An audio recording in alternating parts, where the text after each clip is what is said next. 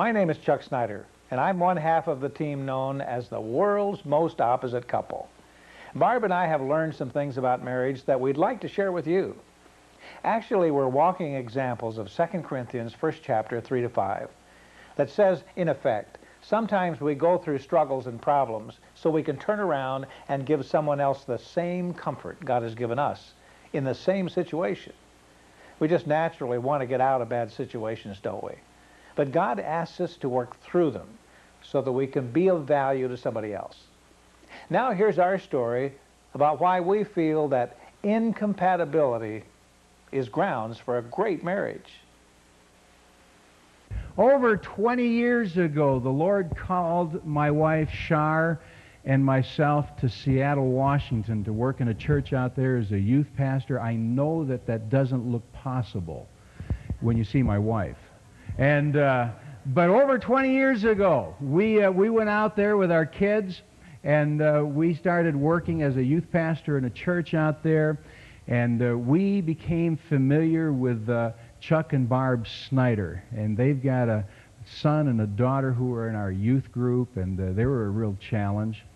And everything that I taught Chuck and Barb as a youth pastor, they learned and really applied it to their kids' life and their family. And so everything that I did as a 20-year-old youth pastor, they did well. And so now they go across the country sharing in couples conferences such as this.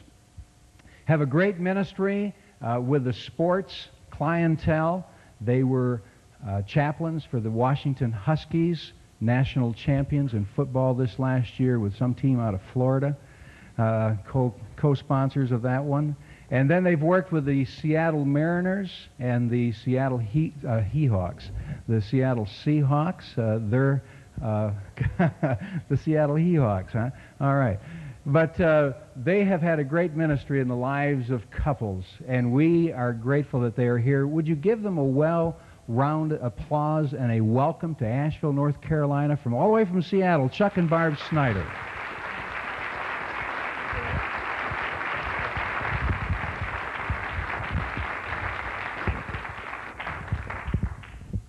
Well, we are so honored that you could spend a Saturday with us. We understand the sacrifice that you're going to have, sitting all day, and we're just family.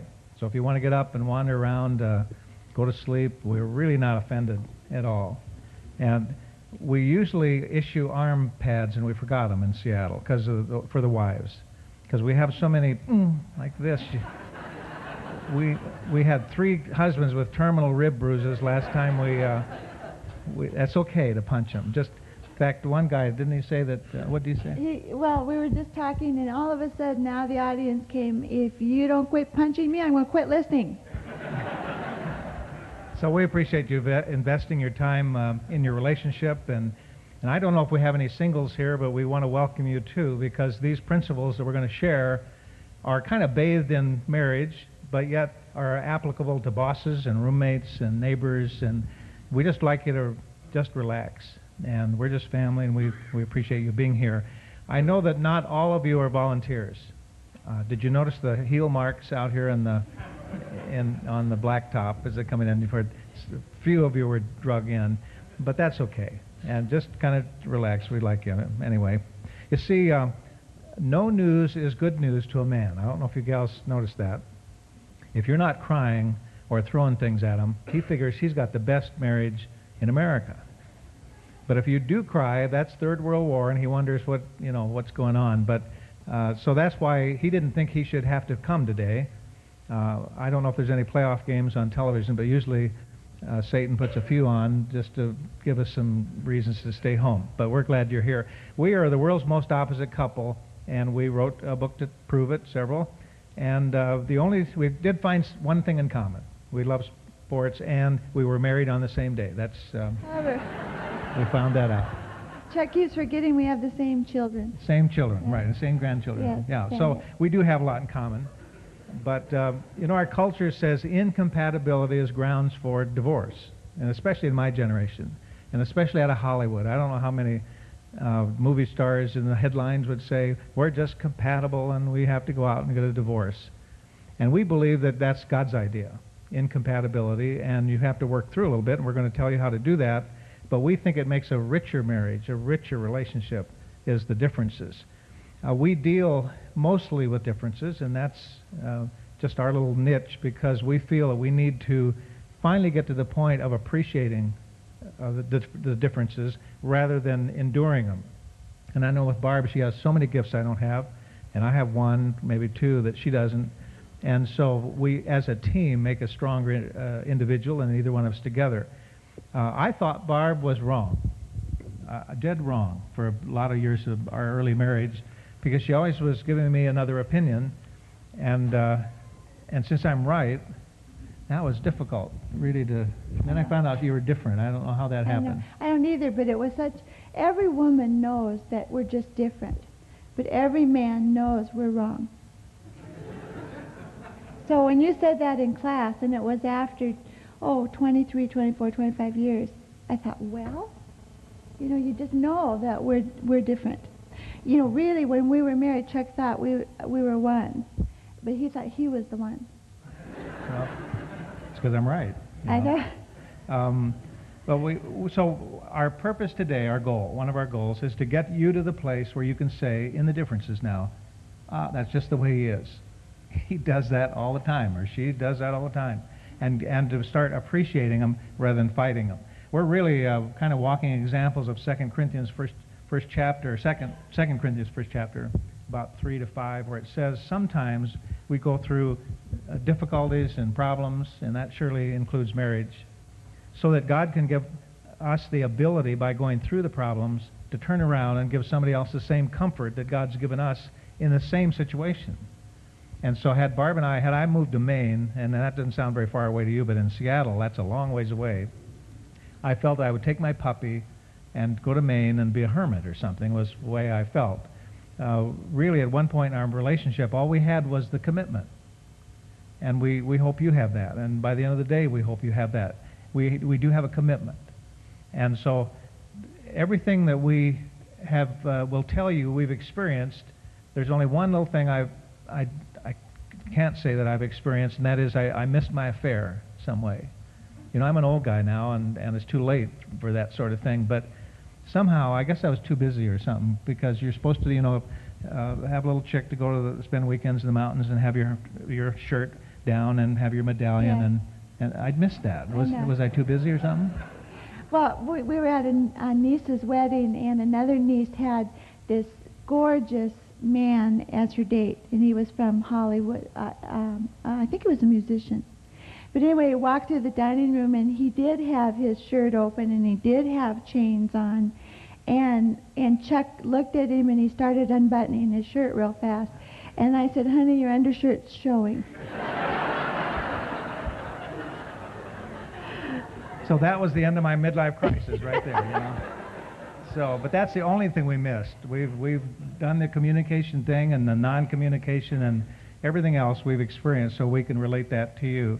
And we're here to give you God's comfort. And the principles we share, some of them we're going to stretch you a little bit. And we're just reporters. We base everything on the Bible. We place every emphasis on our Christian viewpoint and the biblical principles. That's the basis of everything we do. So you have every opportunity through your pastor, through your individual study, to check us out.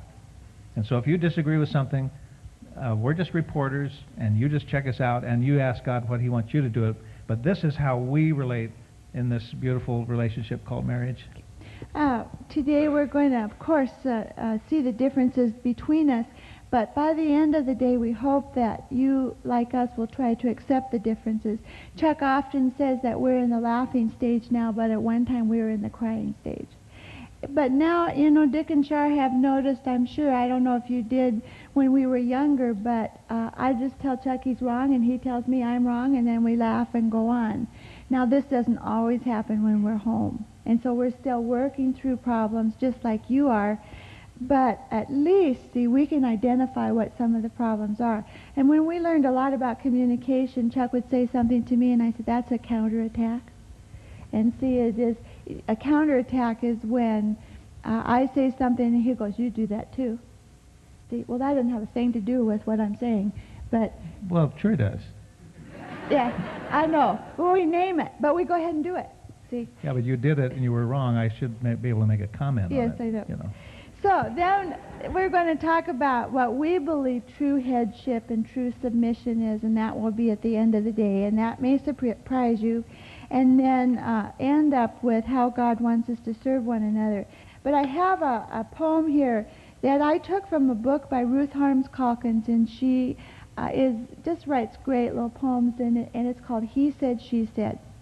Another marriage is shattered, Lord. The divorce will be final next week. He said it was the breakdown of communication and the subtle infiltration of boredom. She said it was an accumulation of things.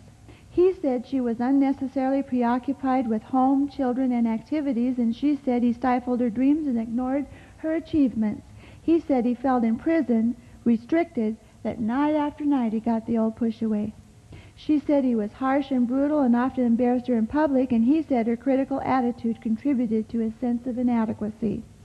She said she felt lonely and unappreciated with no claim to personal identity. He said she wallowed in self-pity and refused to acknowledge her benefits, and she said he was shiftless and irresponsible. He said she didn't understand, and she said he didn't care. Lord, how tragic that through all the wasted years, neither of them have asked what you've said. So that's what we want to show you today, what the Lord said, if possible, in most areas. The quality of a marriage has to do with the quality of the people in it. Improve the people, improve the marriage. See? And so, I have to tell you that unless Chuck had listened to the Lord, we wouldn't be up here talking to you today. But he is the type of person that so wants to follow what the Lord says that he will be obedient even when he doesn't want to do it. So I remember a stunning day when I discovered that differences in a marriage situation were God designed. That was just stunned me. And Barb said that, women already know that. See, I was raised with the King James, and I'm sure the King James has changed a lot of lives. I'm not putting it down in the least, but I couldn't understand it. I'd start in Genesis and bog down around Noah somewhere, and it just was not meeting my needs. Now, so when I read the helpmate in Genesis 2:18, that sounded fine.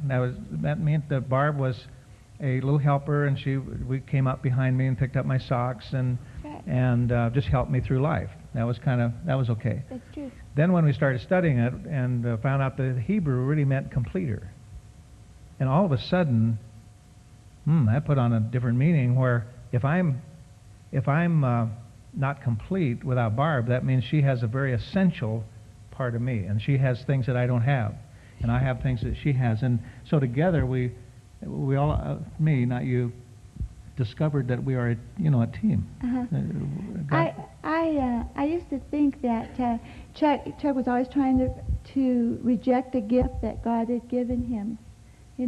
Adam was just so thrilled with that gift, and you guys have been trying to reject it ever since he tried to give it to you. Well, because it keeps giving us opinions. Yeah. And little helpful hints and things. We're just trying to complete you. Is that what it is? I don't believe in evolution because it's a crummy theory, but there is one remnant left over that worries me a little bit. And that is basically, you see, Barb keeps picking things off of me. Have you noticed in the zoo, like the little mama monkey picks off the fleas and stuff? Well, she keeps little helpful hints, little like this. She takes something out of my ear. He won't let me touch his face or ears if Well, I try. Just, He closes. I'm just trying to get something off his tooth, Yeah. and he closes his mouth. So it seems like there's a tie in there, but maybe not. But way back in the Genesis, when God made the world, the first thing that God saw that wasn't good, he said, "No, wait a minute, hold, this is not good." He made the man, and he said he needs a helper, and so man being alone was not good in God's sight. Now, quickly, that doesn't mean you can't be single. We know many people who are called to be single, especially in ministry, where they have a particular ministry. In fact, I'm not sure how Dick got married, because youth pastors should be available at 2 a.m. to drop everything, go to pizza, So that is cumbersome to have a family. But some of you are called to be single. But most people are called to be a complete person. And then later on in that second chapter, Genesis, about the 24th verse, it says, a couple is glued together. A man cleaves to his wife. And again, the Hebrew means glued together. And when you have two pieces of paper and you glue them and you try to separate them, it's impossible without the scars being on one or the other. And that's why divorce is so devastating, not only to kids, chiefly to kids, but to each other, because we have scars, and some of you have experienced that. And divorce is forgivable just like anything else. And the point is to, if you have gone through that experience, is to make this relationship today the very best possible relationship it can be. And make that commitment. Don't look to the past. God's forgiven the past. Is to look ahead and see what He has to you in the future. We, in the Christian community, at least where we're from, it's almost an epidemic of Christians saying, I'm out of here. And it seems like as they reflect on their vows, doesn't mean anything anymore. And where we're coming from, there's one grounds for divorce, and that's adultery, and that breaks the contract. But in where we're coming from is even if the mate goes off, starts living with somebody, and they're still single, we recommend that the person stay. Just stay in God, persevere, stay single in order to give God time to change their heart. And we've seen so many people come back from that type of situation. Is just to be patient and have God be your husband or your wife at this point, and give God time to bring them back. If they go off and get married, of course that breaks the bond, and you're free to have whatever relationship you want. But I think sometimes people are too quick to jump at that type of thing, and we just hope that we'll give God time to work through it. One of the problems is that the reading I've done says that 70 to 80% of second marriages fail. And only half of the first marriages fail. So if you work on the first one, better percentage, you know. Mm-hmm. Marriage takes work. It's a process. And just because we're here, don't misunderstand that we don't run into each other every once in a while, because we do. We're in the process of growth. And we want to just share some things with you, and you can share some things with us. But it's a process. It's work. It's not something that comes automatic, nor someday you have it made. You always have to work at it, and it's worth the effort. Mm-hmm. Also, in the Greek, the word to cleave means to pursue hard after. Chuck said it means to glue, but it does mean to pursue hard after also. So, you know, that when we were having a hard time, and see, we'd been married 22 years, when all of a sudden I thought, I don't know this man. And one day, we'd had a hard time, and he was sitting at his desk, and I came up behind him and put my arms around him and said, you know, I don't like you very well right now, but I'm completely committed to you. And that was the thing. We did pursue staying together, learning what it was that was causing us problems. It was Chuck, but anyway, Was it? yeah, I'll tell him later. It's always my fault. You'll find out during the day that I'm usually the one that messes up. Well, Chuck calls us the world's most opposite couple, and we really are. He has made up a thing when we do pro athlete conferences. He puts it on the overhead, and he has taken a book of Guinness and then typed in Chuck and Barb Snyder, the world's most opposite couple, in 542 different ways. It's increased since then. In fact, I found another one just last week. She likes to write in pencil. So I can erase. If it, yeah, but you see, in this world, you have to go for it. You can't just erase stuff. And if she uses a pen, it's a real fine, little tiny fine. I like a flare, you know, just make a statement and go for it. And the ink permanent. You stand behind. You have conviction. Yeah. You don't just kind of erase it once in a while. Well, yes, but I want it to be perfect so that you don't have to just take what you put down there. You can refine it and get it just right. Yeah, well, I've got the rest of my life. I've got to get out there and I can't be know. erasing stuff. So, but we just found that out recently. Another one we'll add to our list. Another thing that we're different is, you know, when you become a Christian, the Lord gives you spiritual gifts, and I'm a teacher, and He's an exhorter. And I want to give the background for before we start doing something. I want to give the reason why we do it. He just wants to hang doing on thin air and just do it. It's not thin air. Oh, it seems like it. She will make a statement like this. She'll say, the Ten Commandments gives us freedom. That's right. Okay. Turn to Isaiah or Samson 3 or whatever. And then I'm saying, he wait a minute, hold it, interrupts. stop. What does that mean? Does that affect the way you make out your IRS form or I was talk to just your going to wife? explain it. Yeah, but you see, we need to make it applicable as we go along. Yeah, I was going to do that when Were I you? got to Isaiah. No, Isaiah, nothing practical in Isaiah as far as I know. There might be. Yeah. Okay. But see, I'm an exhorter. I just want to go out and see if we can be slow to anger. I don't need a lot of Greek to know whether I can be, to try that, Yeah. you know. And Well, I'll Barb tell is, you about anger later today. That Barb is into the Aristotle versus voice of the principal tense. You know, make sure that's right. And I that's a gift. I'm not putting that down. there's no such Yeah. thing as the Aristotle first voice of the Principal principal tense. Oh, tense. there. It just sounds like that. It huh? does. Yeah, good.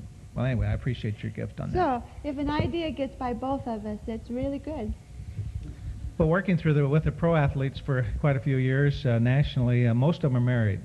And we do a lot of marriage counseling. In fact, 3-4 years ago, there were 16 babies born to the Seattle Mariner baseball team. And so now we have 16 4-year-olds. Well, some of them were traded, but in the stands with us. So we do. It's just fun to be part of their lives. But then when we started working with the Huskies, most of them, in fact, we only had about 1 or 2 out of 140 kids that were married. And so we would tell them about maybe they might have some conflicts in their relationship. Oh no, Thelma is we never have a problem. David is just perfect, you know, and they would glaze over when we would suggest that they might have to work through some things in marriage. And so what we do now is we let Dick and Shar take care of the premarital, and then we come along and say, call us in 6 months, and we're going to tell you what's happening. Because you see, in dating, we think, at least I was looking for somebody just like me, that liked the same kind of food, and that liked the same kind of entertainment, the same kind of, they didn't have videos way back then, they had kerosene televisions and things, but I just wanted somebody just like me, and that's who I was looking for, and I found her. It was exciting. And she just looked in my eyes, and we, you know, so many men are kind of, we don't mean to do this. We kind of playing a little game because we want to get you guys married. And so let's say the guy likes to sail, and this is dating now. And the gal says, boy, that sounds great. Wherever you are, I want to be. I can just feel the wind rustle through my hair, and oh, it's going to be so great to be out sailing with you. And then she says, you know, my family always likes to go to the state fair. And I love the cross-stitch exhibit. And we're in the agricultural barn where they put the fruit in patterns, you know. And he says, be still my heart. That just sounds so exciting to him, and he makes a date for September. Then they get married. And she finds out, they find out that she gets sick on the boat. She hates boats, in fact, has a deep suspicion for anybody to sitting out in the middle of a lake waiting for a breeze, you know, just a deep suspicion on that. And he saw the fair once. Why would he want to see it again? I mean, see one, you've seen them all. And all of a sudden, they have marriage opposites. And I don't know if that's what happened to you, but it sure did me. I had no idea Barb was who she was in our dating situation. Now, part of this, ladies, I don't know if you know this, all the men do, but you don't know this, is that there's usually a little guy in a black suit at the wedding, and you kind of think he's a photographer or security or something. But what happens is that you, after the pastor says, I pronounce you man and wife, and you go to change your dress, your husband goes in for brain surgery. And I didn't know whether you knew that. And they usually do it in the CE room, put a little table in there, and they lay him out. And the doctor then takes out the communication lobe, right out of the brain there, takes out the visiting lobe, and takes out the relationship thing, and puts back a Monday night football, a career, a golf handicap, whatever it is. And when you see him again, he's a different person. In fact, I've had several people contact me after reading our book saying, I'm so glad you told me about my husband's brain surgery because I didn't understand what happened. Now, you see, he's accomplished a goal now, and that is to get you married, and that is a wonderful goal.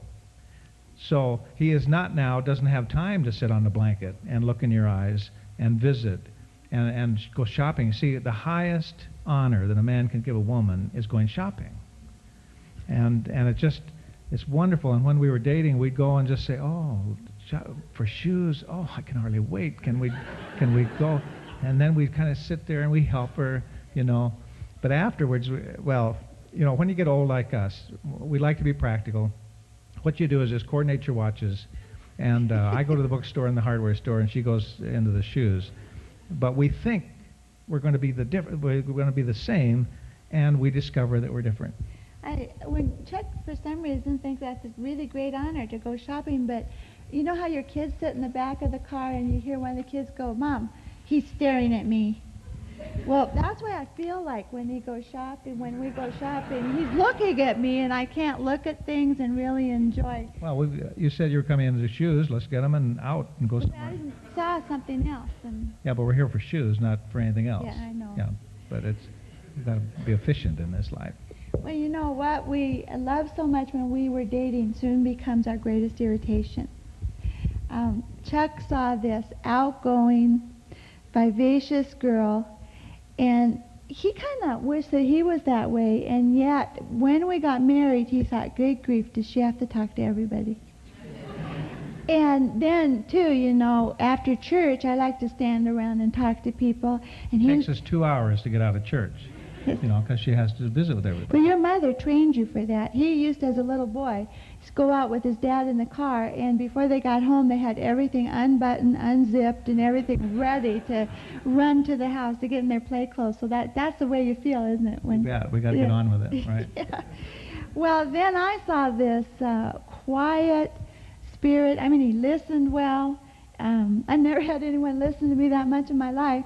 And then I didn't know that when he got angry that he didn't talk for 3 days. It wasn't 3 days. It seemed like it. Just maybe a half hour or something like that. Oh, Chuck.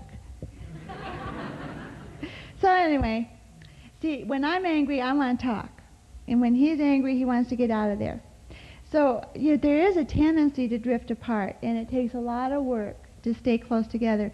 We don't say that marriage is 50-50. We say it's 100-100. Because there are some times that one just doesn't have the energy to work when the other one has to, and vice versa. And we were so different that we started to devalue each other. And I thought that Chuck thought I was his enemy. And it was a hard time. The things that we're going to be sharing about the differences, and again, this is our main theme, because we find in our counseling that this sometimes is at the root of the problem. He always does this, she never does that. And we emphasize that little 10% of marriage and make it the 90%, rather than glorying in the gifts and the advantages that we have. But these differences are not all men and women. They're not all personality. Some are parenting, some are cultural. So we blend together. And some of you women will relate some to me, and some of you men to Barb as far as being outgoing or quiet and that type of thing. But these differences are God-designed, and some of them are men-women. Now, I think the women's movement has had some benefits. I think for sure, I'm a business person, and I believe that a woman in the marketplace, if she has a particular position, she ought to have all the pay and the perks and the honor that a man has. I agree 100%. Where I disagree is the fact that so oftentimes they're trying to make us the same, men and women the same. We'll never be the same. We're different physically, chemically, hormonally.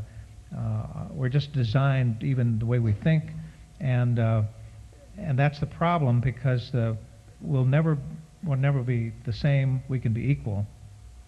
And you know, there wouldn't be a women's movement if the husbands had done it right, and we are really responsible for that. And so we need to examine some of these principles that we're talking about today in the light of that. God holds the man, the manager, responsible for that home, not the ruler, not the dictator, none of those things. We'll find out a little later it's the servant, but God holds him responsible. And so the woman, who wouldn't absolutely worship somebody for unconditional love? And so we wouldn't have any race riots had the majority done it right. We wouldn't have any unions if the employers had been fair. And so a lot of times we get into these reactions that are from somebody doing it wrong. And we want to just suggest to you today that we need to see what we have brought into the relationship that we need to improve. And both of us do that. A few years ago, Dr. Joyce Brothers wrote a book on men and women differences, and that was the very first time from the start of the women's movement that a secular writer discovered, or at least acknowledged, that there could be some differences. And some of the things she found, and this is a secular book, men change their minds more often than women, men snore more, they fight more, they have thicker skins, they have longer vocal cords, they have redder blood, which means by God's design a man has 20% more red blood cells, and that means more energy. And I thought Barb I'd be crashing through life, and here she is back here wanting to rest, and I was wondering what was wrong on that, and I see she has now less blood cells. I need to say something. Would you? You guys have more blood cells, and you have more strength. We have more endurance. Mm-hmm.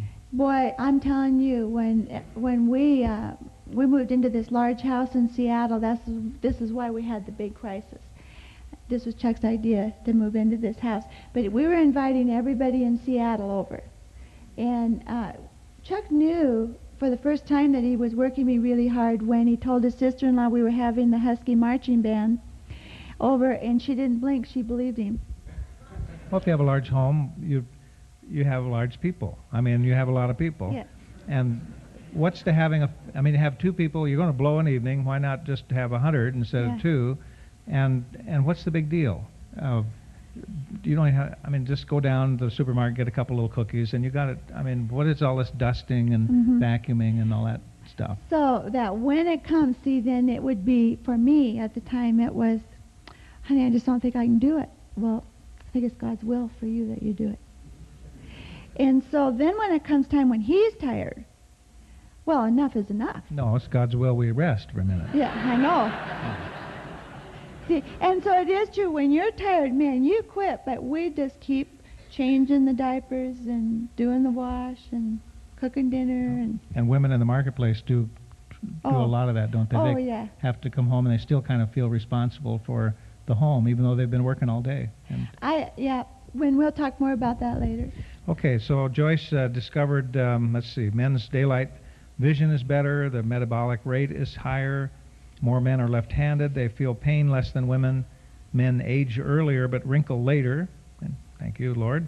Men lose weight easier than women. We know Rich that. men are fatter than rich women. Men talk about themselves less but worry about themselves more. Men and women's brains are wired different, and we're going to talk a little more about that.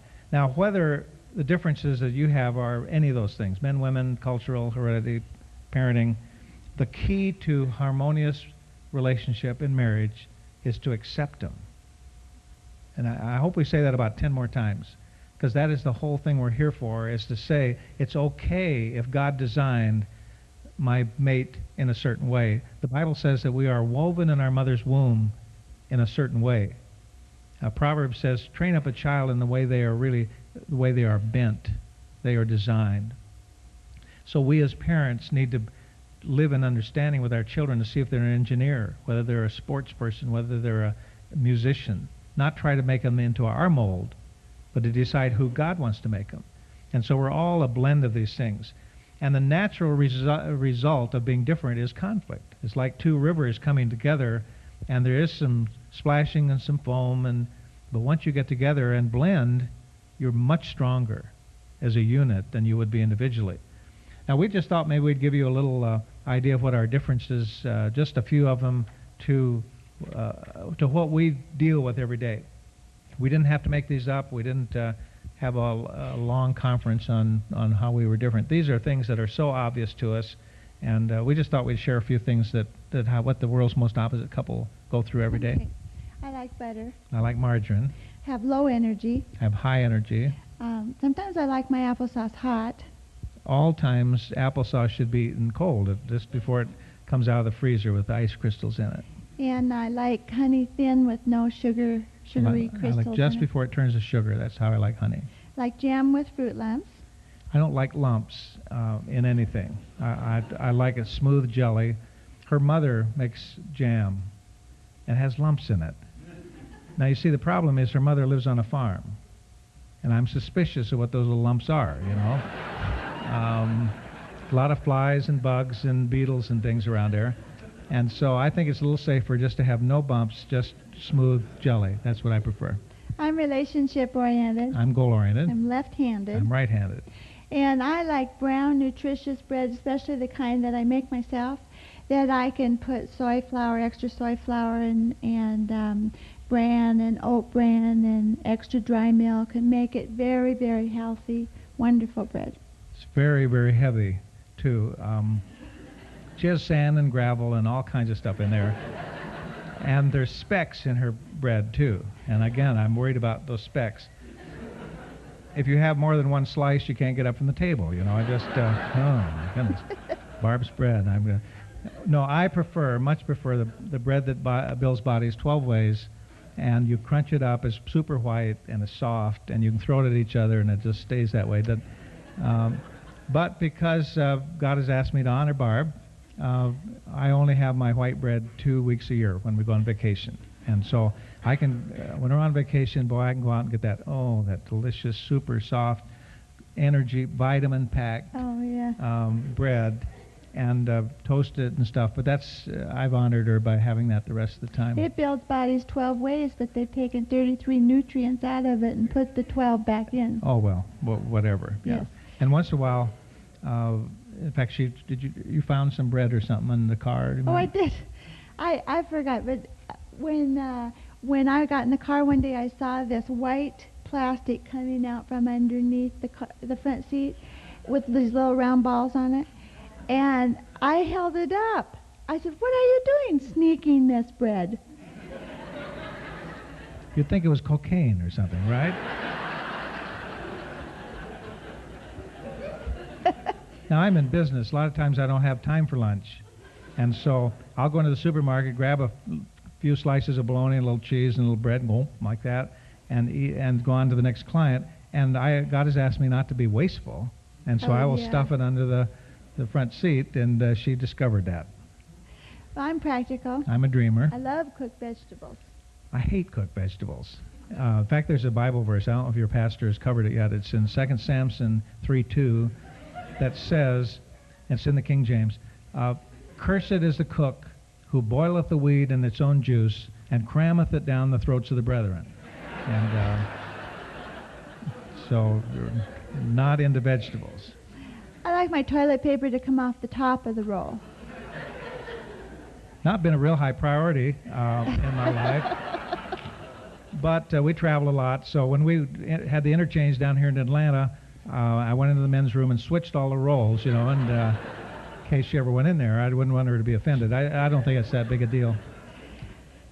I really like words best of all, but if I have music on, I want it to be background music, maybe soft piano music or very soft strings. I like Bible studies better.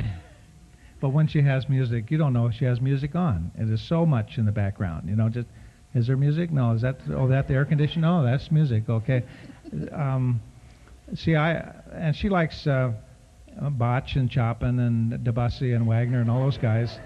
I'm a country music fan, and so I want Merle and Hank and all those guys right here. You see, music to me is an event. It is not something you have to hope maybe it's on. You put the speaker right here, and you enjoy, and you get teary when you know, Ronnie Millsap talks about the Lord, and it's a spiritual deal, you know, and you know, the little alcohol and whatnot, big deal. You can always, you know, preach back to the record that they shouldn't do that sort of thing, but it is a real honest thing. But you need it right here. It needs to your hair needs to go back a little bit when. So that's the way you listen to music. So obviously, again, she listens to music wrong. That's just the way it is. I find it hard to make decisions. And I make quick decisions. I like a great variety of foods. I like the same old thing. Why would you change? I don't understand this. If you ever come to Seattle, go out to the Wedgwood Broiler at 75th and 35th and ask for Phyllis, and she will tell you what I have every time I go in. In fact, and this is true, she sees me coming in, I say, "Hi, Phyllis." She goes to make my salad. She knows exactly what I have. See, why would I change? I haven't found anybody that gives me a good reason. Barb is more of a little gourmet cook, and she likes to make duty flan d'amont or something. It was split pea Well, there was soup. specks in it. No, Yeah. I put turkey pieces in it. I made it with, the broth from turkey and then the turkey pieces to make it more nutritious. It was wonderful. Wedgwood always is smooth, their soup. But the problem is, so I want to honor, and so she'll make something new sometimes at dinner, and then we're in a bad problem, because if I don't have a second bowl, she feels bad. That's right. And if I do have a second bowl, I feel bad. And so it's one of those things we just kind of had to compromise and say, in fact, that's why God made microwaves, so she can make strange things like broccoli and stuff, and she can just put it in there, and I can get on with my life. Yes, I know. I like to be very accurate with details. I do exaggerate once in a while. Yes.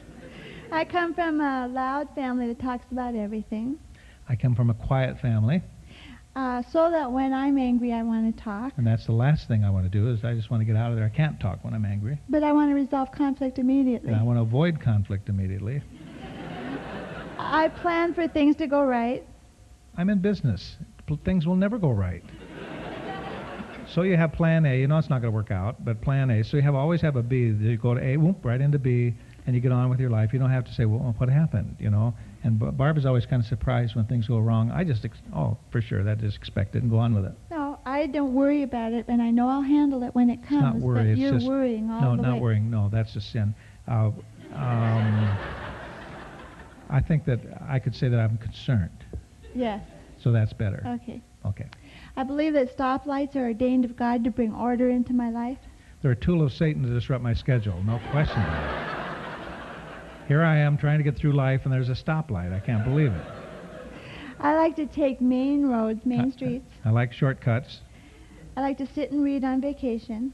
Why would you go on vacation to sit and read? Man, we got to make 400 miles a day, stop whenever Custer crossed the road and read the rock, type of thing. And she wants to just sit by the pool. I can't believe it. We could sit by the pool, sit at home, but here, okay, so again, compromise.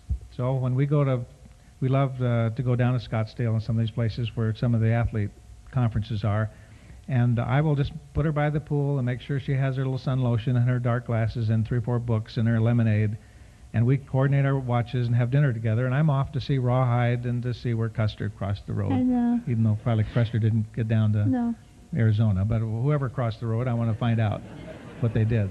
I'm a perfectionist. And I'm disorderly. I like clothes and have pretty good taste. I don't have any taste, really. You don't think this pink sweater is my idea, do you? I mean, she's my exterior decorator.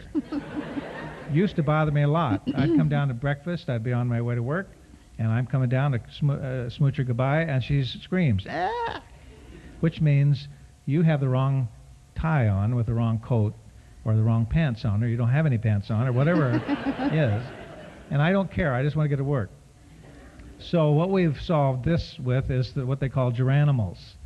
And I just look in the closet, and if I have a giraffe on my coat and a giraffe on my tie and a giraffe on my pants and shirt, I can go to work.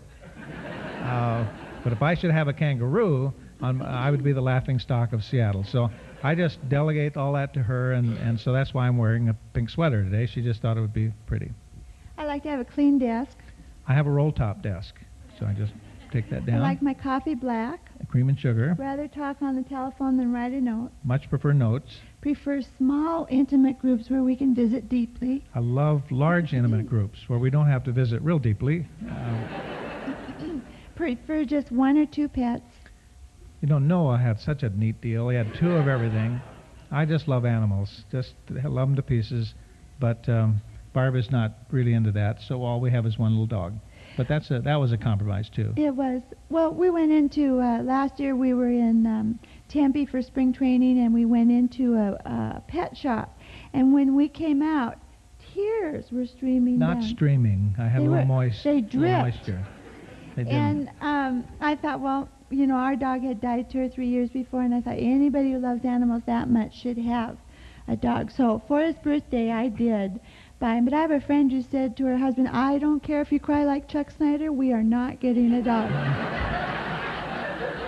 Well, Barb is paying the greater price. There's no question about it, because the puppy is not really sure where to put everything yet. And so she does, for some reason, likes the rug as well as the dog. Yeah. So, but I thank you for that. That's You're a neat welcome. gift. Appreciate it. When we go into a restaurant, I would like to pick a table. I hate booths. I'd like to have a table by the window particularly. And you can guess that I love booths back against the wall. The problem with the table, you're right out there in front of everybody, and people go by and say, you didn't eat your beans, type of thing. No, I like to snugly booth, and sometimes if they have a draw drape, that would be good. I like that. I like sour tart things. I have a sweet tooth. I'm a saver. I'm a spender. I'm a planner. And I'm impulsive. And when we go over to visit my family in Wenatchee, Washington, you have to go over one of two passes because you have to go across the Cascades. I love Stevens Pass because it looks like Switzerland. It is absolutely beautiful. And so I would choose Stevens Pass every time. It is beautiful. It has 2 lanes across the mountains. And, it took us 2 weeks to go 150 miles last time we went across the mountains because it's only 2 lanes, one this way and one that way. And up there in Washington, we have logging trucks and, in fact, I recognize some of you in your RVs up there in front of me. And I am really in trouble because I'm behind all these people, logging trucks and old people in their 50s looking at the scenery and that type of thing. And so I'm back there trying to get around everybody, and I do succeed. We have little cutouts every once in a while, and I'll succeed getting around some of these old trucks. And then Barb wants to eat. And so I'm sitting in that booth watching all these folks go by that I worked so hard to get around, And so, no, I like, if you have a choice, come on up and visit us. We have a pass called Snoqualmie, and they have 4 beautiful lanes, both ways. You can get around all those folks, get on with your life, and it's just really great. I prefer that. I know. When I'm lost, I ask directions quickly. That's a sign of weakness, as far as I'm concerned. I mean, we're adults. We ought to know where we are at all times. And I would suggest that we just keep the car moving. And Barb has seen some beautiful neighborhoods she would never have seen before. And so just keep the car moving and keep going up and down these little streets. And pretty soon we're going to find the address. I just don't think we should disrupt some 7-Eleven guy's life and say, where are we? But since Barb wants to do that, and God's asked me to honor her, I will now stop at the 7-Eleven. And I stop around back so nobody sees me. And she goes in and disrupts the guy's life, saying, where are we? But I just think we ought to keep the car moving, personally. I know. I take things back to the store easily. I have a garage full of things that I probably should have taken back to the garage store easily.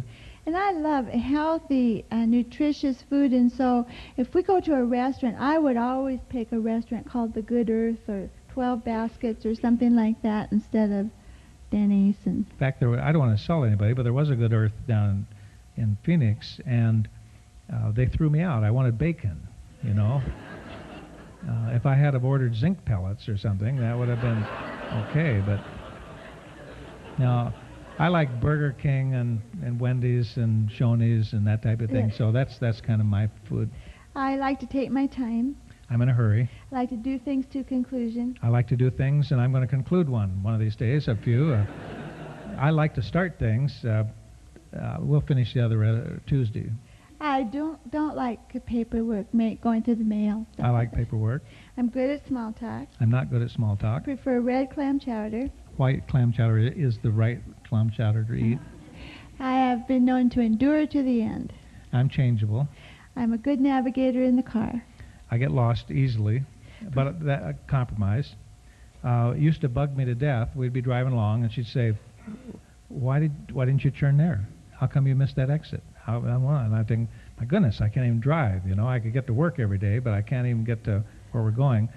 So I compromised. I just gave her I delegated all navigational responsibility to Barb now. And so we're in the car. I'm going to be doing commercials. I'm in advertising, so I'll write some commercials. And it's her responsibility to get me off at the right exit. But because of this brain damage that you guys have, you can't talk with people in the car and drive at the same time. And so we were with another couple, and they were in the back seat, and Chuck was entertaining them, and I coughed, and he turned right. I said, "Why'd you turn right?" Well, you said... Well, left was blocked, right? I couldn't go left, and she went, so I, whoop, right there, because I am programmed now when she says something to do it. So I knew it wasn't straight ahead. I knew it couldn't be left. It had to be right, so I just turned. I prefer creamy peanut butter. Chunky peanut butter is the only kind to eat. Mayonnaise. Kraft Miracle Whip. Been known to use my hairdryer on low. I couldn't believe it. We were in a motel one place, and real men don't use hair dryers, but in the privacy of a motel sometimes you do, and it was on low. Now, how can we become a success if our hair dryer's on low? The one at home I have is kind of like a blowtorch, bleh, and you don't spend your sunset years looking in a mirror, So, no, we just have to get on with it. When Chuck and I fight over the clicker, he does not know how to click through TV. He clicks too fast. I mean, I have to know what that person's going to say. I know instantly whether it's going to be good or not. You see two gals on a table, you just go right by that. That's no problem. You see an alien eating somebody, well, good. Just stay on that one for a minute. But you don't know how to zap either. So I'm always searching for... We were at a motel once, and that someone had gotten for us, and it was 2 rooms, like an Embassy Suites or something. So they had 2 TVs, because we don't watch the same kind of programs anyway. And so he was in the bedroom clicking away, and I stood at the door with the door open. Every time he'd click, I'd click. You didn't know what was wrong with that.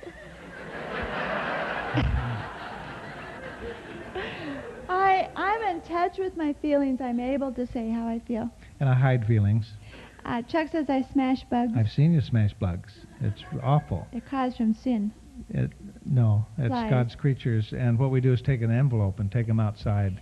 I fought some crazy fly the other day about 20 minutes because you don't smash them. You just let them out to safety. If I ever had a boat, I'd have a tiny, tiny sailboat. No noise, just quiet and flowing. Well, you don't need a boat if you're just going to just quiet. And what you need is a 90-horse Johnson to get somewhere. You get across the lake and get on with your life.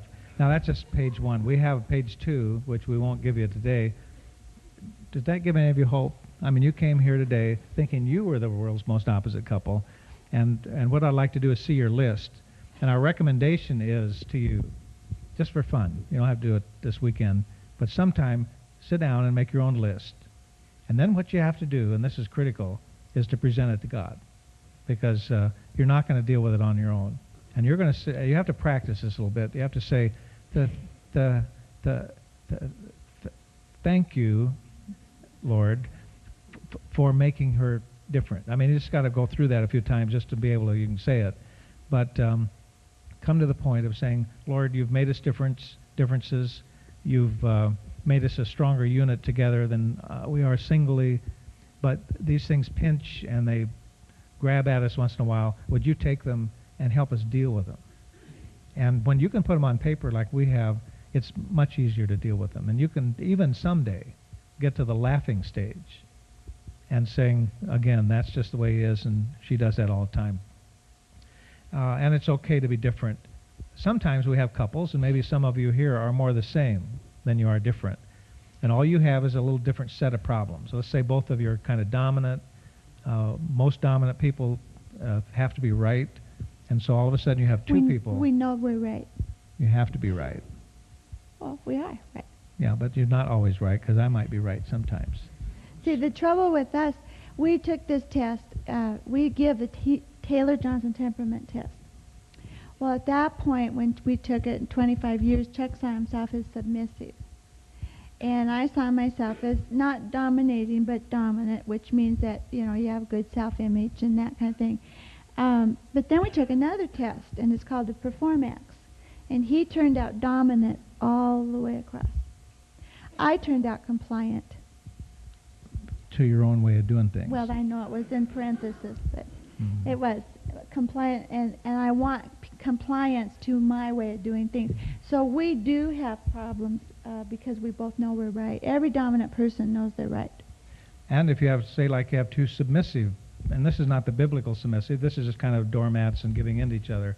If you have two in a relationship, their arguments will be, where do you want to eat? I don't care. Where do you want to eat? I don't care. Where do you want to eat? I don't care. They're very thin people, usually, because they don't go out to eat much. And hopefully they have some children to say, how about pizza? And we'll go out for pizza, you know.